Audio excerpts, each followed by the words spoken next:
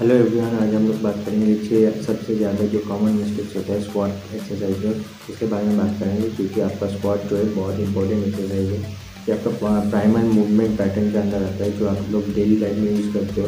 आप अगर कोई एथलीट नहीं हो या फिर कोई भी स्पोर्ट्समैन नहीं है, फिर भी आप आपके डेली लाइफ में स्क्वाट करते ही होंगे। तो ये स्क्वाट जो है आपका डेली लाइफ का एक वेरी एफिशिएंट और आपका इम्पोर्टेंट एक्सरसाइज है, मूवमेंट है। इसीलिए आपके जो स्क्वाट का जो मिस्टेक्स वगैरह है, आपका टेक्निक का, आपका जो पॉस्चर का, वो आपको सही से करना बहुत ज़रूरी है, नहीं तो आपको बहुत सारा मेजर इंजरीज भी हो सकता है। तो उसी को ध्यान में रख के ये वीडियो बनाया जा रहा है। तो आज हम लोग उसी के बारे में बात करेंगे। पहले जो मिस्टेक्स है वो है आपका राउंडेड बैक। जब आप डंबल स्क्वाट करते हो, गॉबलेट स्क्वाट, या फिर आप बैक स्क्वाट भी करते हो, फ्रंट स्क्वाट भी करते हो, कुछ भी करते हो, तो जब आप स्क्वाट करते हो तो आपका बैक जो है वो राउंड अगर हो रहा है तो उसमें आपका वेट जो है सामने गिर सकता है, या फिर आप भी गिर सकते हो। तो आपको चेस्ट अप रखना है। अगर आपका थोड़ा वाला पार्ट आपका टाइट है तो आप लेग्स का जो भी स्ट्रेचिंग है वो सब कीजिए। आप लेग्स का स्ट्रेच करके थोड़ा वाला पार्ट का आपका मोबिलाइजेशन करके उसके बाद स्क्वाट परफॉर्म कीजिए। लेकिन राउंडेड बैक लेके आप स्क्वाट मत परफॉर्म कीजिए।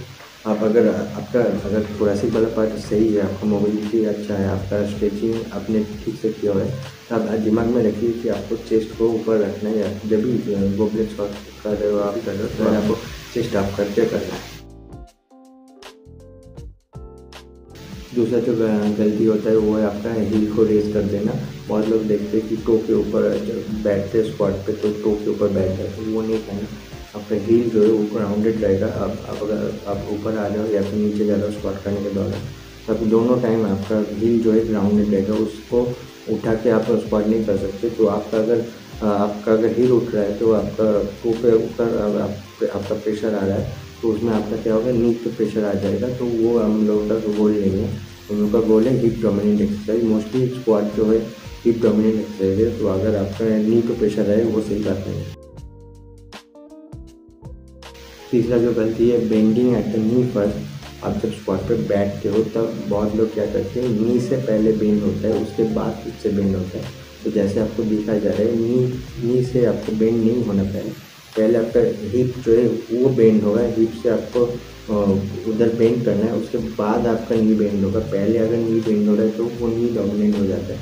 नी डोमिनेंट नहीं करना, पहले हिप को बेंड करना है, उसके बाद नी से बेंड होकर बैठना है नीचे।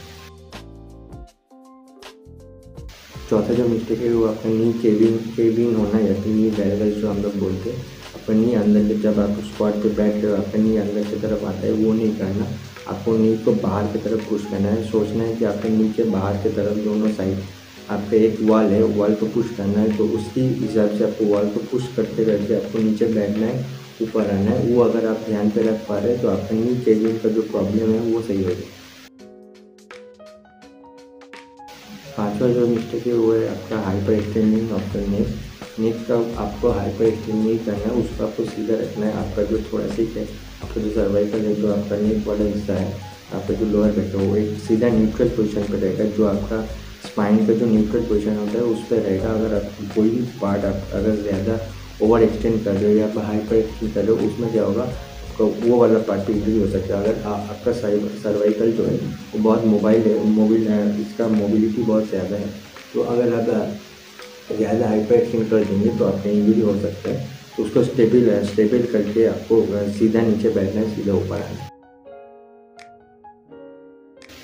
लास्ट जो मिस्टेक है वो आपका ग्रिपिंग का, आपका अगर आप गॉबलेट कर रहे हो, आपका डंबल का ग्रिपिंग का, या फिर आपका बारबेल का ग्रिपिंग का, अगर आप गॉबलेट स्क्वाट कर रहे हो तो आपको जो आपका जो डंबल है उसको आपके चेस्ट के सामने रखना है, ज़्यादा ऊपर नहीं रखना। अगर ज़्यादा ऊपर रखेंगे तो आपका शोल्डर फटीग हो जाएगा।